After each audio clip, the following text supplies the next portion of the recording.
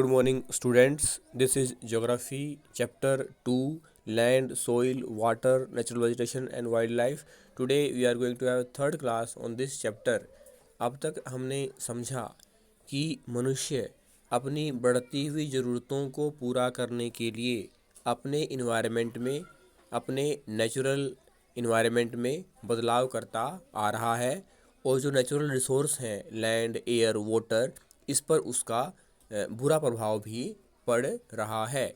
Land जो एक natural renewable resource है, उसको अगर हम देखें तो उसका जो क्षेत्र है उसको बढ़ाना संभव नहीं है, लेकिन जितनी लैंड हमारे पास अवेलेबल है उसको ही एक रिजनेबल तरीके से मैनेज करना होता है।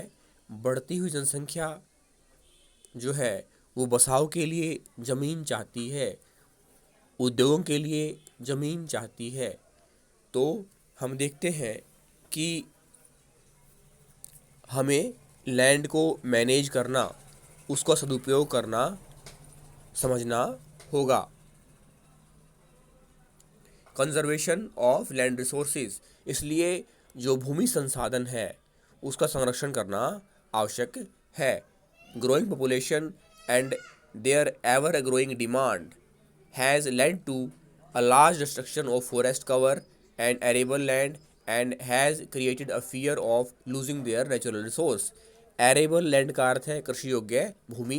बढ़ती हुई ज़रूरतों को पूरा करने के लिए, जनसंख्या की ज़रूरतों को पूरा करने के लिए बड़े स्तर पर जो जंगल हैं, जो वन हैं, उनको काटा जा रहा है।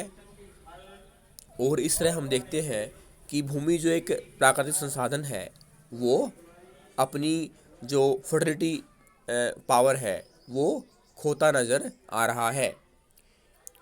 Therefore, the present rate of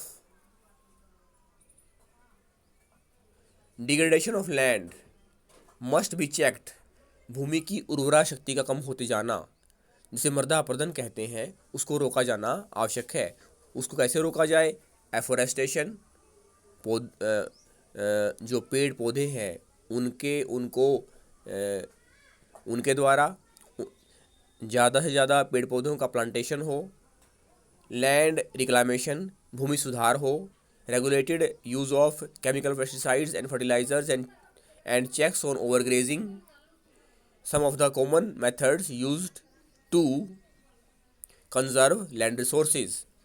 जहाँ एक तरफ पेड़ पौधों को प्लांट किया जाए, अंधाधुंध वनों की कटाई न हो, भूमि में सुधार किया जाए और रासायनिक जो खाद हैं उनका प्रयोग न किया जाए, कीटनाशकों का प्रयोग कम से कम किया जाए और जो अति चराई है पशुओं की उसको कम किया जाए, तभी जो भूमि संसाधन है, जो नेचुरल रिसोर्स है, उसको बेहतर स्थिति में रखा जा सकता है।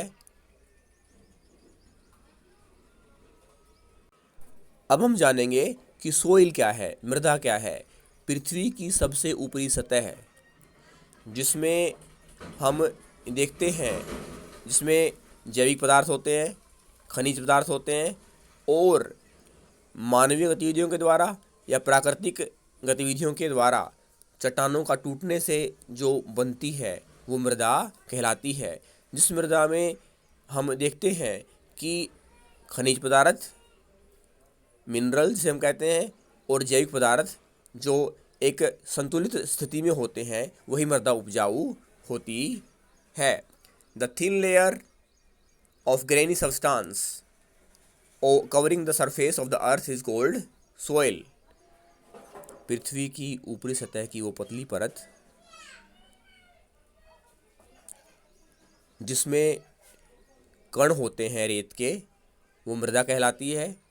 It is closely linked to land, वे भूमि से जुड़ी हुई है। Land forms determine the type of soil, और जो स्थलाकृति है वो इस बात को निर्धारित करती है कि मिट्टी कैसी होगी। उदाहरण के लिए पहाड़ी इलाकों में अलग तरह की मिट्टी होगी, मैदानी इलाकों में अलग तरह की मिट्टी होगी और जो पठारी इलाके हैं वहाँ अलग तरह की मिट्टी होगी। Soil is made up of organic matter, minerals and weathered rocks found on the earth. जो मृदा है वो जैविक पदार्थ यानी पेड़ पौधों के गलने सड़ने से बनता है जो, और मिनरल यानी जैसे खनिज पदार्थ, खनिज होते हैं पोटाशियम, मैग्नीशियम और जिंक वगैरह, और विदर्ड रॉक्स प्राकृतिक रूप से सर्दी गर्मी से और मानवीय गतिविधियों से चट्टानों के टूटने से बनती है soil. This happens through the process of withering. Withering वो प्रक्रिया है जब प्राकृतिक रूप से या मानवीय गतिविधियों के रूप से या पशुओं के द्वारा जो चट्टानें हैं वो टूटती हैं और मृदा का रूप वो लेती हैं। The right mix of minerals and organic matter make the soil fertile. जो भूमि है वो उपजाऊ कैसे होती है?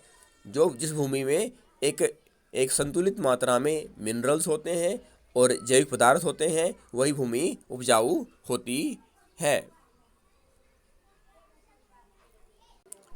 अब हम जानेंगे कि लैंडस्लाइड क्यों होते हैं, भूस्खलन क्यों होते हैं। आपको पता है कि जो पृथ्वी है उसमें निरंतर बदलाव होता रहता है। पृथ्वी की 3 परतें होती हैं। सबसे ऊपरी परत को क्रस्ट, उससे नीचे मेंटल और सबसे नीचे कोर होती है। जो कोर परत होती है वो सबसे मोटी होती है, और क्रस्ट जो अधिक से अधिक 35 किलोमीटर 35 किलोमीटर उसकी मोटाई होती है। और क्रस्ट जो होती है वो सिलिका और एल्यूमिनियम से बनती है। मेंटल जो है वो सिलिका और मैग्नीशियम से बनती है, और जो कोर है वो निकिल और आयरन यानी फेरोस से मिलके बनती है। पृथ्वी का आंतरिक भाग बहुत गर्म है, और 2 कारणों से पृथ्वी में बदलाव आता है, आंतरिक और बाहरी।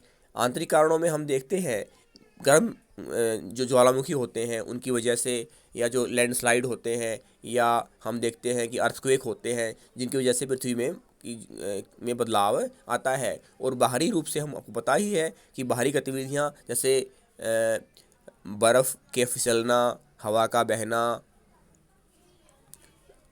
हमें उससे बदलाव आता है। जो लैंडस्लाइड है वो पृथ्वी की आंतरिक संरचना की वजह से लैंडस्लाइड होते हैं।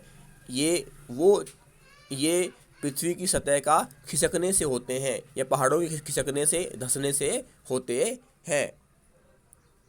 Landslides are simply defined as mass movement of rock, debris और अर्थ डाउन अ स्लोप। एक ढलान पर बड़ी मात्रा में चट्टानों का खिसकना लैंडस्लाइड कहलाता है। They often take place in conjunction with earthquake, floods and volcanoes.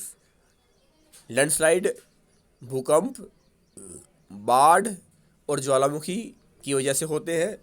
A prolonged spell of rainfall can cause heavy landslide that can block the flow of water for flow of river for quite some time। ऐसे ही भारी बारिश, लगातार बारिश की वजह से भी जो भूमि है खिसकती है, और नदियों में जब गिरती है तो नदियों का पानी का जो बहाव है वो रुक जाता है, और इससे लैंडस्लाइड का निर्माण होता है। The formation of river blocks can cause heavy loss to settlements downstream on its bursting। इसी तरह से नदी के पानी में अवरोध होने से जो आसपास का जो बसाव है, बस्तियां हैं, जो लोग रहते हैं, उनको नुकसान पहुंचता है, और वो स्थान जलमग्न हो जाते हैं। In the hilly terrain landslides have been a major and widely spread natural disaster and often strike life and property and occupy a position of major concern। अगर हम पहाड़ी इलाकों की बात करें जहां भूस्खलन, लैंडस्लाइड होना एक आम बात है, वो लोगों के जीवन को प्रभावित करती है। एक केस स्टडी के अनुसार हम देखते हैं कि हिमाचल प्रदेश के जो पेंगी गांव है वहां लैंडस्लाइड होता है, और नेशनल हाईवे नंबर जो 22 है उसका 200 मीटर का जो भाग है वो क्षतिग्रस्त हो जाता है। परिणाम ये होता है कि पेंगी गांव को पूरा खाली करना पड़ता है। अब हम देखेंगे किन कारणों से हम लैंडस्लाइड से जो नुकसान होता है उसको कम कर सकते हैं। हम कम कर सकते हैं क्योंकि जो पहाड़ी इलाके जहाँ लैंडस्लाइड की संभावना है वहाँ पर बसाव, बस्तियाँ या लोग हैं कम से कम अपनी बस्ती बनाकर या मकान बनाकर कम से कम रहें।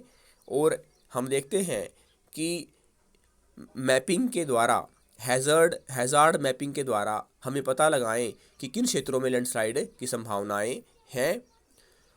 और जो दीवार बनाई जाए, उसके माध्यम से भी हम भूस्खलन को रोक सकते हैं।